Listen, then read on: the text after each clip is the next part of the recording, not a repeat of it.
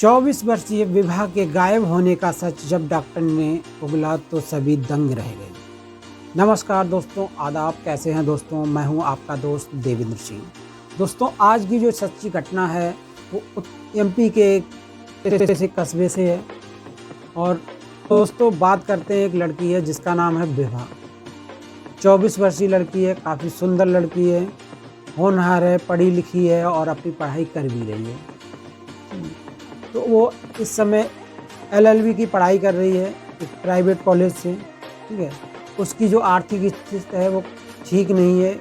इसकी वजह से वो अपने पढ़ाई का खर्चा निकालने के लिए एक जॉब की ज़रूरत थी उसको पता चला कि पास में ये एक डेंटिस्ट है, उसको एक अटेंडेंस की ज़रूरत है। तो वो जाके डेंटिस्ट से जाके मिलती है और दोनों की बातचीत होती है, सैलरी की बात होती है। तो डॉक्टर उसे उसका जो काम है, काम के बारे में बताता है और सैलरी के बारे में बताता है, जिससे विभा राज़ी हो जाती है और अगले दिन से ही वहाँ काम करना शुरू कर देती है।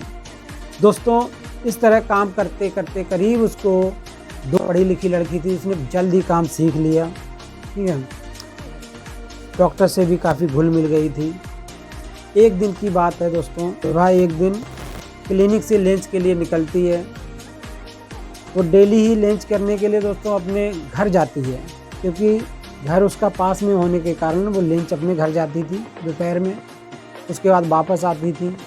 तो डेली की तरह विभा दोपहर में लंच के लिए अपने घर जाती है, वहाँ लंच करती है, लंच के बाद क्लिनिक वापस आ जाती है। मगर देर रात तक वो घर नहीं पहुँचती है।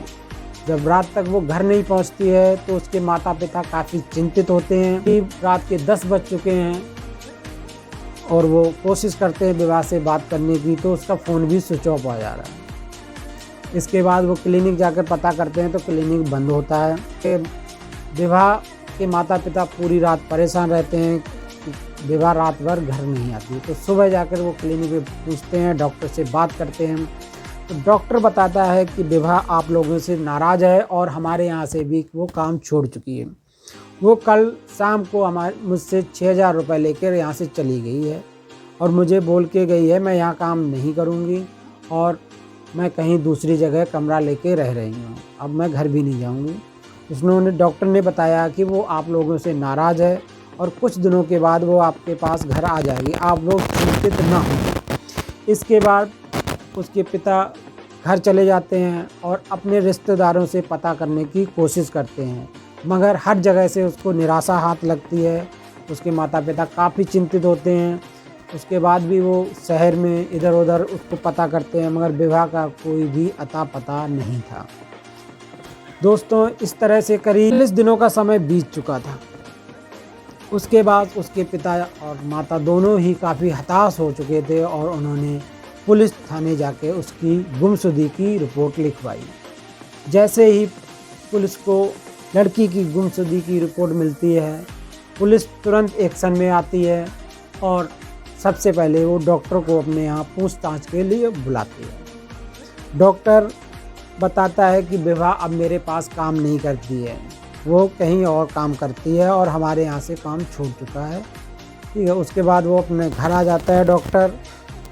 परंतु पुलिस को विभा की कॉल रिकॉर्ड से पता चलता है कि विभा का जो अंतिम कॉल डॉक्टर से बात हुई थी, उसके बाद किसी से बात नहीं हुई, उसका फ़ोन स्विच ऑफ हो गया।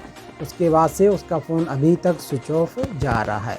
पुलिस को डॉक्टर पे शक होता है। एक बार दोबारा डॉक्टर को बुलाया जाता है। डॉक्टर को इस बार सख्ती से पूछताछ की जाती है। फिर डॉक्टर ने जो सच उगला, डॉक्टर ने बोला कि विभा का कत्ल हो चुका है। ठीक है, तो दोस्तों, डॉक्टर पुलिस को उस जगह लेके जाता है जहाँ पे विभा को दफनाया गया, गड़ाया गया। ठीक है, तो वहाँ जाके जब वहाँ गड्ढा खुदवाया जाता है, मिट्टी हटवाई जाती है, तो वहाँ पर एक कुत्ते की लाश मिलती है। उसके बाद और अधिक गड्ढा खोदा जाता है तो वहाँ पर एक लड़की की लाश मिलती है। लाश दोस्तों पूरी तरह से सड़ चुकी थी, क्योंकि करीब 40 से ज़्यादा के दिन हो चुके थे, 40 से 45 दिन का समय हो चुका था।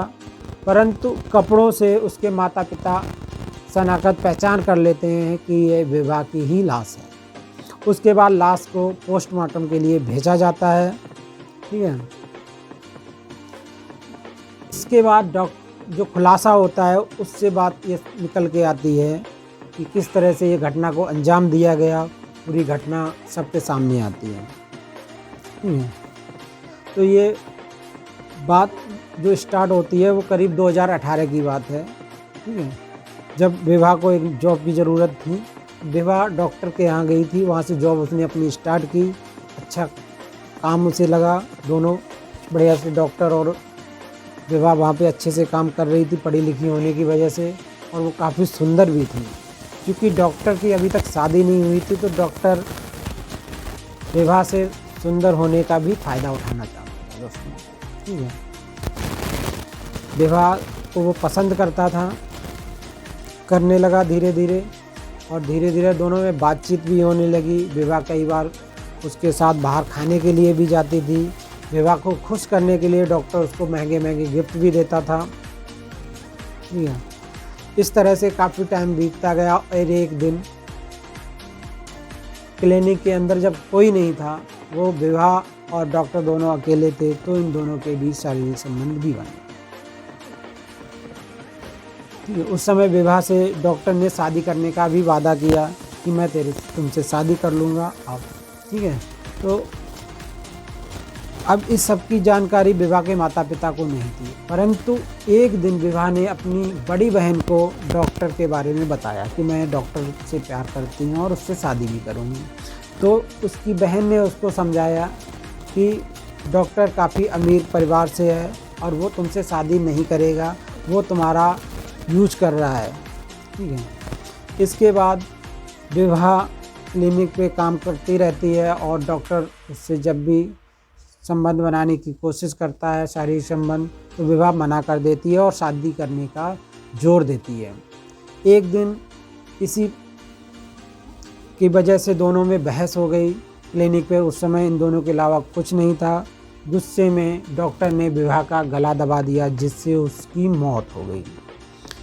ठीक है, जिससे विभा की मौत हो गई दोस्तों।